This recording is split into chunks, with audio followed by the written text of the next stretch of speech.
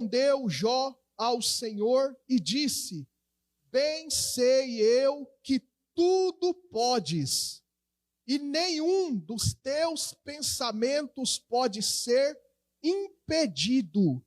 Bem sei eu que tudo podes, e nenhum dos teus pensamentos pode ser impedido.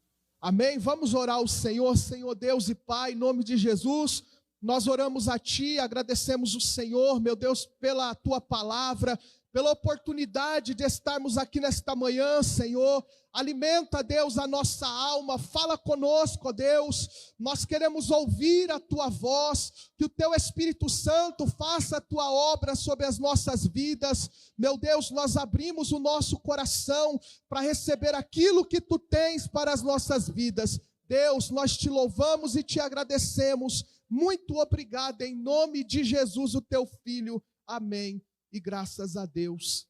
Amém. Os irmãos podem tomar aí o seu assento.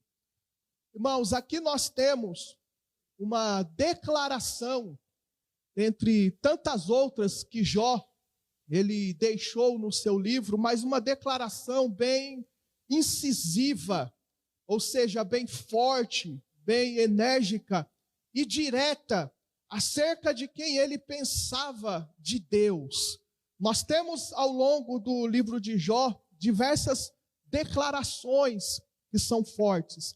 Mas aqui ele disse algo tremendo e ele diz: bem sei que tudo podes. Falando acerca de Deus, acerca do Senhor, eu bem sei que tudo podes. E ele não disse aqui duvidando, mas ele disse crendo: Senhor, eu sei que tudo o Senhor pode, e de que nenhum dos teus pensamentos podem ser impedidos. Irmãos, a palavra do Senhor, ela nos relata que Jó, ele era um homem íntegro, ele era um homem reto, ele era um homem fiel ao Senhor. Diz aqui que Jó, ele era casado, ele era um homem ali que tinha 10 filhos. Jó era um homem que se preocupava em se desviar do mal. E Jó era um homem ali que era um dos mais ricos, um dos mais prósperos, não apenas ali da cidade a qual ele morava, mas as escrituras falam-nos que Jó era um dos homens mais ricos ali do Oriente, porque Jó ele possuía camelos, possuía bois, possuía ovelhas, possuía jumentas, e eram animais caríssimos e de muita utilidade ali na sua época, assim como é também nos dias de hoje, o que dirá nos dias de Jó. Então ele era o homem mais próspero ali do Oriente, e nós podemos entender com toda essa riqueza, toda essa fazenda, Jó também tinha pessoas ao seu serviço. Jó ele tinha trabalhadores, pessoas que estavam debaixo da sua ordenança, que Jó dizia a eles: faça isso, e eles faziam. Vai lá, e eles iam. Vai acolá, e eles obedeciam a Jó. Mas nós podemos ver, irmãos, que mesmo Jó, ele sendo reto, ele sendo fiel, ele sendo temente, se desviando do mal, Jó, ele foi aí alvo de ataque fatal por parte de Satanás. E nós podemos ver aqui, irmãos, que ele sofreu golpes duríssimos, não apenas na vida dele, mas também na vida de qualquer ser humano. O que Jó enfrentou, irmãos, é dolorido, é difícil para qualquer ser humano passar e enfrentar. E o primeiro golpe que Jó ele levou foi na sua vida financeira. Como nós falamos, Jó ele era um homem de muitas posses, muitas propriedades, mas diz a Escritura que certa vez os seus filhos estavam ali, todos eles banqueteando, os seus filhos estavam ali se alegrando, os seus filhos estavam em comunhão, e de repente houve-se uma notícia de que os sabeus, que eram os mercadores daquela época, foram até o lugar onde estavam os animais de Jó, e então eles roubaram, tomaram para si os bois e os jumentos de Jó. E como se tudo isso ainda não bastasse, estavam todos eles reunidos, e de repente houve-se ali um mensageiro dizendo: mas não foi só isso, veio também fogo do céu e consumiu e queimou todas as ovelhas. E então depois veio o segundo golpe na vida de Jó, e esse segundo golpe foi na sua vida familiar. Porque como nós falamos, Jó ele tinha ali 10 filhos, e os seus filhos estavam ali todos eles banqueteando, se alegrando em comunhão. E eis que de repente se levantou ali um forte vento, diz a escritura, da além do deserto, e então derrubou as estruturas do lugar onde eles estavam, e então aquela casa veio abaixo, matando os 10 filhos de Jó. Imagina só um homem tendo que sepultar os seus 10 filhos, carreirinha, um do lado do outro. Creio eu, irmãos, a dor daquele homem foi uma dor insuportável, foi uma dor terrível, matando ali todos os seus 10 filhos, sem lhe sobrar sequer apenas um.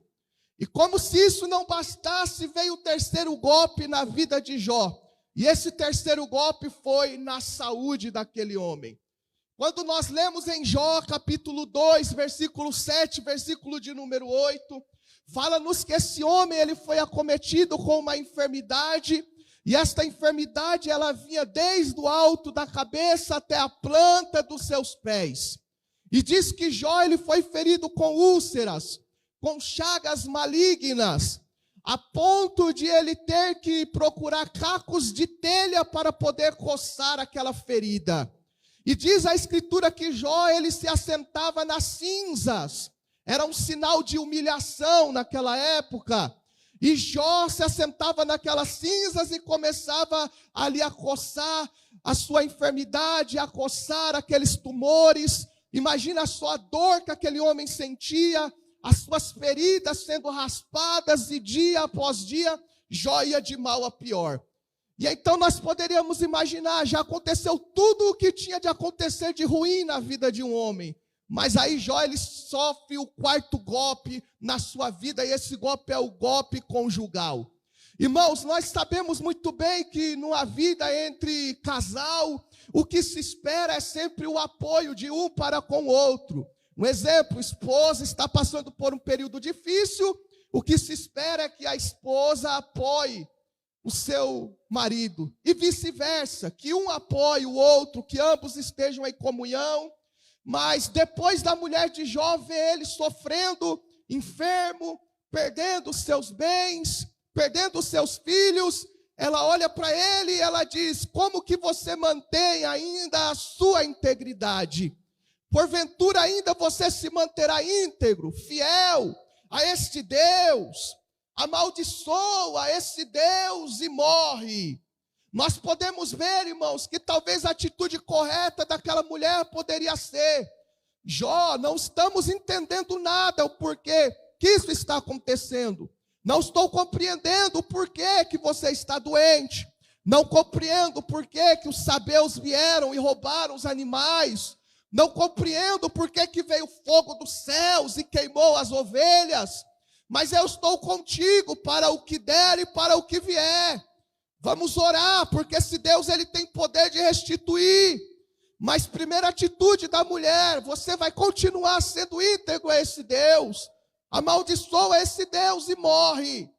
E então ele vem aqui com o quinto golpe. E esse golpe foi por parte dos seus amigos. Diz ali que Jó ele tinha ali um grupo de amigos. E os seus amigos, sabendo tudo o que ele estava enfrentando, eles disseram: vamos até Jó e vamos consolar. E durante 7 dias, o que eles puderam fazer de melhor foram ficar calados. Eles ficaram ali, vendo todo o sofrimento, a tristeza de Jó. Num período de 7 dias, eles ficaram calados, não falaram nada. Até aí estava tudo muito bem, porque às vezes no dia de sofrimento o melhor que nós temos é ficar calados, porque todas as palavras que a gente for falar para alguém que está sofrendo, às vezes é complicado, a situação pode piorar, é ou não é verdade? Mas eles ficaram 7 dias, e depois de 7 dias eles começaram a desaguar tudo aquilo que estava no coração deles. E eram esses 4 amigos, Elifas, o Temanita, Bildade, Suíta, Zofar e Eliú.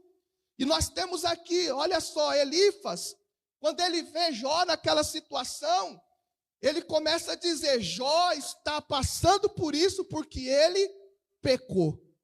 Se Jó está enfrentando isso, é porque ele pecou.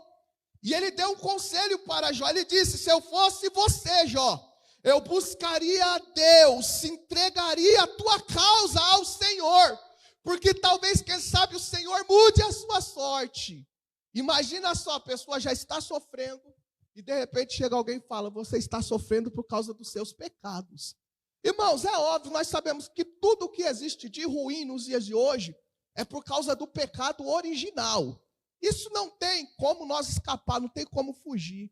Mas já pensou, alguém está sofrendo, e de repente alguém chega ali, ó, você está assim, é por causa do seu pecado. É porque você pecou.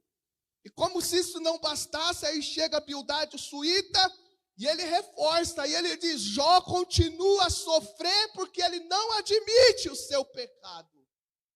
Imagina, chega um e diz, você está assim porque está pecando. Aí chega o segundo e diz, você está assim porque não admite o seu pecado. Aí chega o outro lá, Zofar, o Namatita, e ele diz, o pecado de Jó merece ser ainda maior. Aliás, o sofrimento de Jó ainda merece ser maior por causa do seu pecado. Ou seja, o que ele está enfrentando ainda é pouco. O que ele está enfrentando ainda é pouco. Ele merece muito mais por causa do pecado dele. Aí chega o último era mais bonzinho ali, Eliú, e Eliú ele diz assim, olha, talvez Deus está usando o sofrimento de Jó para moldá-lo. E aí tudo bem, porque eu acredito que Deus ele usa sim o nosso sofrimento para nos moldar. Aliás, irmãos, muitas das vezes nós sofremos, nós passamos por algumas situações, porque Deus quer nos trazer para próximo dele. É ou não é, irmãos? Porque às vezes quando tudo está muito bom, a gente esquece de Deus, né? Quando tudo está muito bom, a gente se esquece. Irmãos, uns dias atrás eu estava meditando nisso aqui, eu falei, é verdade. Às vezes tudo está indo muito bom, a gente se esquece de Deus, sabe? A gente deixa de orar, a gente deixa de buscar. É que nem caminhada, irmãos. Eu estava um tempo atrás fazendo uma caminhada, fiquei um bom tempo, parei. Aí alguns dias atrás fui no médico, o médico falou, você está com um pouquinho de gordura no fígado, né? Então nós sabemos que tem o que? Alimentação, tem que ter caminhada, e eu tinha parado totalmente, eu comecei a pensar, às vezes a gente só se lembra quando o negócio aperta, e às vezes é assim também com Deus, a gente só se lembra quando o negócio aperta, e o último ele até disse, olha, talvez, Jó, você está assim porque o Senhor ele quer te moldar. Irmãos, e diante de tudo isso, diante de tanta perca, uma coisa nós podemos ver aqui, que Jó ele não perdeu, ficou intacta, e foi a sua fé. Irmãos, mesmo diante de tanta perda, mesmo diante de tanta aflição, mesmo diante de tanto sofrimento, uma coisa Jó ele não perdeu, essa coisa continuou firme e forte, foi a fé que ele tinha no Deus Salvador e no Deus Todo-Poderoso.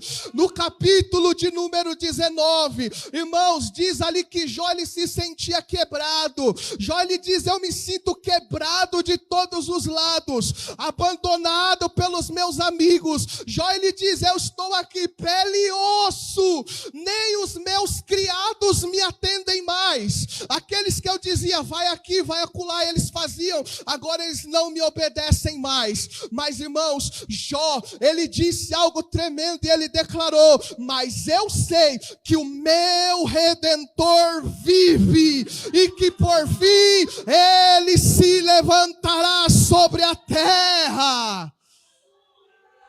Eu estou sofrendo, eu me sinto pele e osso, abandonado pelos amigos, eu me sinto quebrado de todos os lados, mas o meu Redentor ele vive, e eu sei, ele vai se levantar sobre a terra, e a minha situação não vai continuar do jeito que está, porque Deus é poderoso para mudar a circunstância. O meu Redentor vive, e ele se levantará sobre a terra. Louvado seja Deus. Mas eu quero fazer um apontamento aqui, irmãos. Apesar de Jó ser um homem justo e reto, Jó ele não foi poupado de passar por sofrimento, como qualquer outra pessoa. Eu até postei isso alguns dias atrás. Certa vez foram perguntar para a R6 Pro por que homens bons sofrem. E esta é uma questão que todos nós temos. Por que pessoas boas sofrem? E ele respondeu, isso aconteceu apenas uma vez em toda a história. E foi com Jesus Cristo. Porque, irmãos, nós não somos bons. Apesar de a Bíblia falar que Jó era um homem reto e íntegro, ele não foi poupado, irmãos, do sofrimento. E às vezes nós temos ouvido muito por aí, irmãos, que o homem justo, que o homem que serve a Deus, ele não passa por sofrimentos. Servir a Deus, irmãos, não é ausência de sofrimento.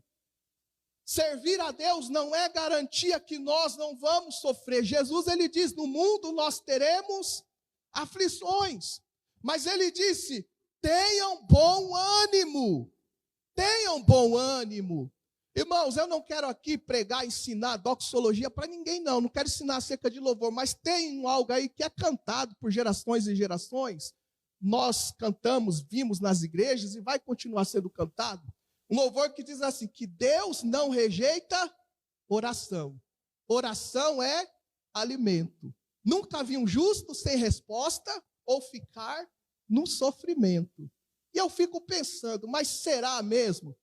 Isso aqui, irmãos, é tirado de algo que Davi ele declarou. Que ele era moço, ele é velho, mas ele nunca viu um justo desamparado ser, nem a descendência mendigar o pão. Porém, irmãos, o contexto que Davi vivia era outro. Davi, ele vivia, irmãos, num contexto que era mais ou menos assim. Você tinha que fazer, você estava no ponto A, e para você chegar no ponto B, você tinha que fazer algo. Então aqui, ó, você está no ponto A, você tem que apresentar sacrifício, você tem um monte de ritual, você tem um monte de coisa para fazer, e se você fizer, você for justo, você vai chegar aqui. Era um contexto, mas não é o contexto de hoje, irmãos. Até porque, na onde se encaixaria Jó? E outra, eu falar, nunca vi um justo desamparado ser no palácio tomando aguinha de coco, é bom, né, irmãos? Era outro contexto, totalmente diferente. Então, nos dias de hoje, isso não se encaixa. Como? Irmãos, é só olhar para os lados, o tanto de pessoas que estão sofrendo, pessoas que são fiéis a Deus. Pessoas que são tementes ao Senhor, pessoas que o coração dela está ali em fazer a vontade de Deus. Então, irmãos, o sofrimento faz parte da vida do ser humano. Servir a Deus, irmãos, não nos isenta de sofrimento nenhum. Irmãos, há um livro chamado Cadeira de Prata, que faz parte lá das Crônicas de Nárnia, que há uma parte ali bastante interessante, que há uma menina chamada Gil, e essa menina ela começa a caminhar, e ela fica cansada, chega no período que ela está cansada, e ela para num lugar, então está tudo silêncio. E ela começa a ouvir um barulhinho de água bem de longe, ela está com sede. Aí o que acontece? Ela vai, ela chega naquele lugar e ela vê aquele riacho. Só que quando ela vê aquele riacho, o que tem no riacho? O leão. O leão, Aslan, ele está ali, o leão representa Jesus, e o leão está bem do lado. Só que ela fica com medo. Ela começa a pensar, e se eu for? E de repente acontece de eu chegar lá, o leão vai querer me engolir, vai querer me comer, mas ela estava com muita sede.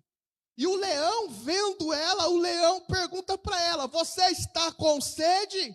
E ela diz, estou morrendo de sede. Aí o leão diz assim, então beba. Você está com sede? Então beba. Aí ela diz assim para o leão, mas e se eu for, você não vai me pegar? Se eu for, você garante que você não vai fazer nada comigo? Aí o leão disse, eu não garanto nada. Eu não garanto nada. E assim, irmãos, com Deus. Deus, ele não garante, Jesus não garante. Eu nunca vi Jesus falando, venham até a mim porque eu garanto que nunca vocês vão sofrer.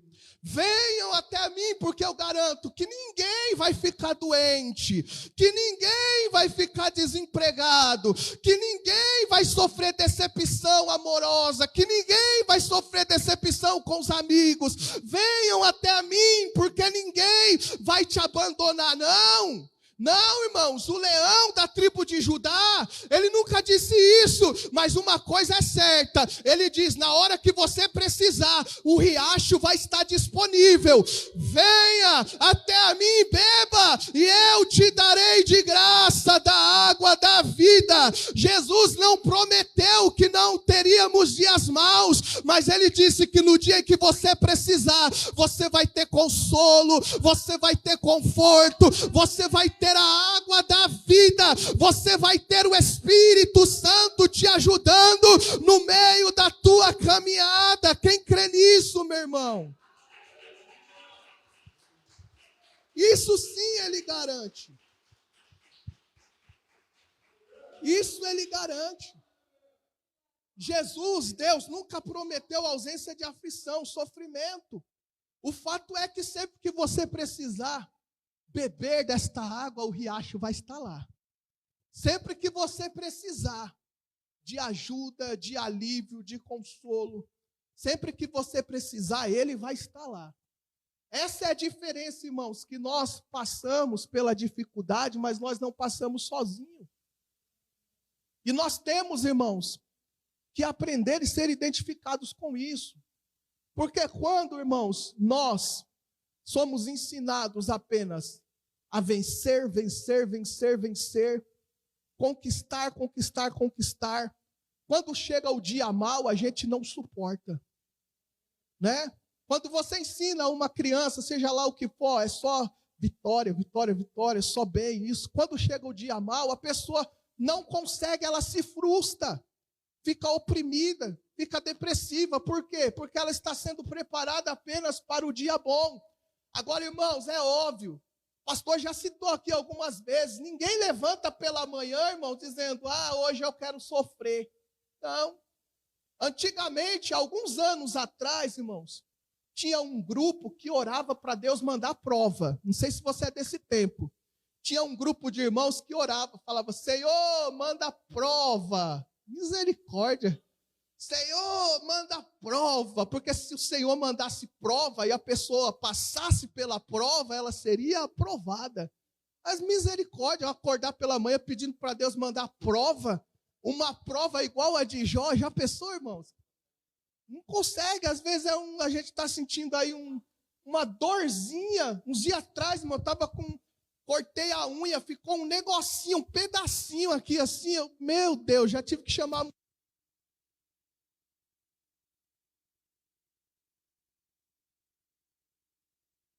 de Jó.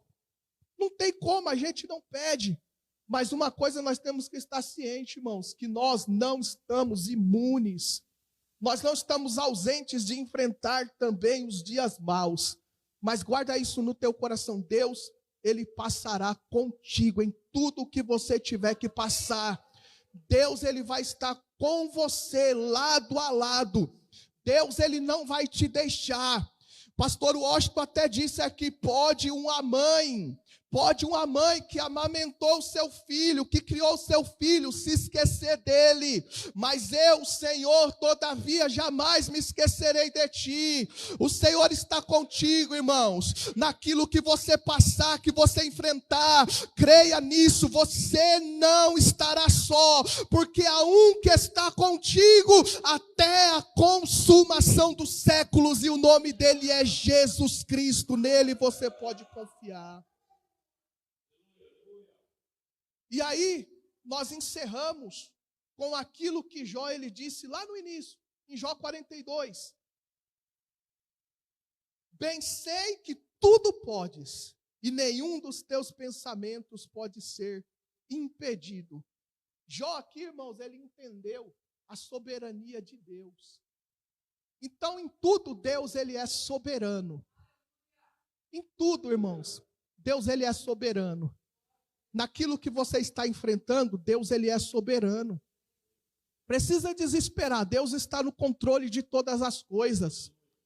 Deus é soberano. Lá na frente, Jó ele entendeu, bem sei que o Senhor tudo pode. Jó ele foi restituído. E ele disse, Senhor, eu sei que tudo podes e de que nenhum dos seus pensamentos, nenhum dos seus planos podem ser frustrados. Era como se ele estivesse dizendo, o Senhor está no controle de todas as coisas. O Senhor está cuidando. E eu encerro dizendo para a igreja nesta manhã, o Senhor está cuidando. Amém? Os irmãos recebem esta palavra? O Senhor tudo pode, nenhum dos pensamentos do Senhor podem ser frustrados. Vamos nos colocar de pé em nome do Senhor Jesus. A Ele seja a honra e a glória para sempre. Vamos aplaudir ao Senhor Jesus, porque o Senhor tudo pode. Nenhum dos pensamentos dele podem ser frustrados. Vamos orar ao Senhor. Senhor meu Deus e meu Pai, ó Deus bendito, em nome de Jesus, nós oramos a Ti, ó Deus, nesta manhã, agradecemos a Ti pela Tua palavra. Ó Deus, sabemos que tudo o Senhor pode, nenhum dos Seus planos podem ser frustrados, impedidos. Meu Deus, nós sabemos que servir ao Senhor não nos ausenta, ó Deus, de passar por períodos difíceis. Nós sabemos, ó Deus, que servir ao Senhor não nos ausenta de passar por enfermidade, desemprego, decepções. Mas uma coisa nós sabemos, que o Senhor está conosco, meu Deus, em toda a situação. E no Senhor, ó Deus, nós confiamos.